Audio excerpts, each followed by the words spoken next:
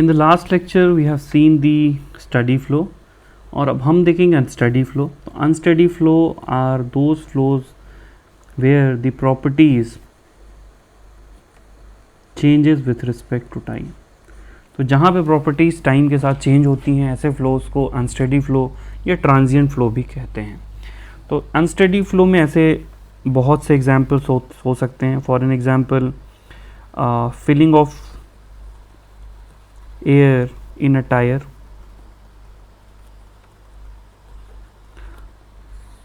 filling of air in a pressure vessel within from a compressor is also a example of transient state.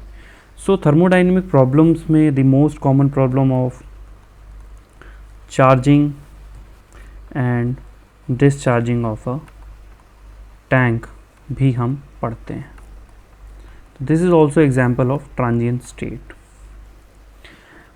तो अगर हम basic equation देखें first law की, तो before that if we study the conservation of mass, so we know commonly rate of flow of mass within the control volume minus rate of flow of mass outside the control volume is equals to delta M upon delta T from the control volume.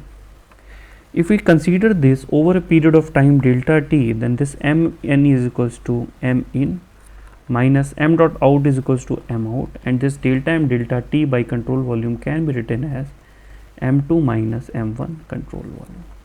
मतलब जितना मास इन हुआ और कितना मास out हुआ that will be equals to initial minus final minus initial mass in the control volume.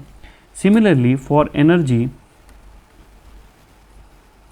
we know E in minus E dot out is equals to delta E upon delta T within the control volume. If we consider this equation over a period of time delta T, then this is equals to E inlet minus E outlet is equals to E2 minus E1 control volume. इस unsteady flow को हम एक और problem से समझते हैं. तो हम charging of A tank consider करते हैं. तो ये हमने कंट्रोल वॉल्यूम लिया है एंड इस कंट्रोल वॉल्यूम को कनेक्ट किया है हमने सप्लाई लाइन से, एंड सपोज सप्लाई लाइन में pressure P and temperature TP maintained है. Now as soon as if this valve is open, तो this control volume starts filling with the air and the pressure within the control volume will keep on rising and mass will keep on entering within this control volume till the pressure in the control volume reaches the pressure P.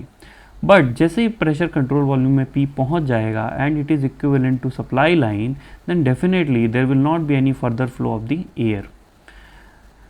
However, the temperature will not be the same as in the case of supply line. तो a very common problem in conventional and objective पूछा जाता है कि what will be the final pressure in control volume, what will be the final temperature in control volume. तो इस case के लिए हम अप्लाई करते हैं. हमने देखा m in minus m out is equals to m2 minus m1. इस केस में m out इज ज़ीरो क्योंकि कोई भी मास एग्जिट नहीं हो रहा है. इनिशियल मास ज़ीरो था इस कंट्रोल वॉल्यूम के अंदर, इसलिए m1 ज़ीरो हो जाएगा. तो जो भी इनसाइड मास आया, sorry this is not rate of mass,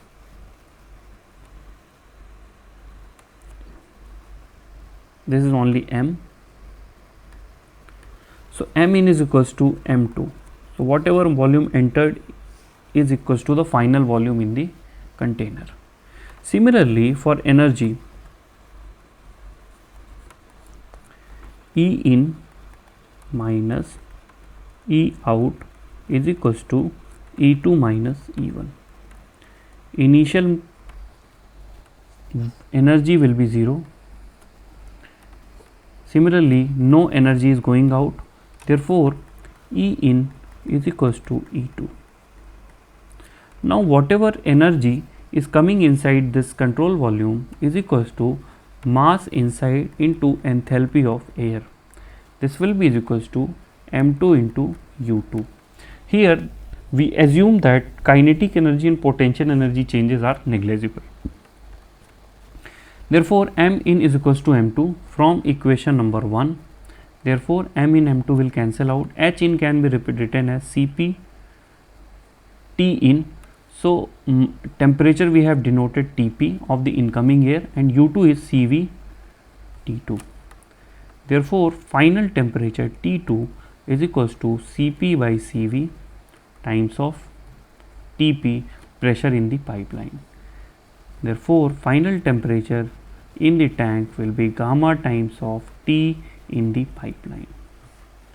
So, इस इक्वेशन से many times objective problems create होते हैं. Simply we have to multiply by gamma or divide by gamma whatever way the problem has been asked. और conventional problems भी इसी concept से कई बार generate होती हैं.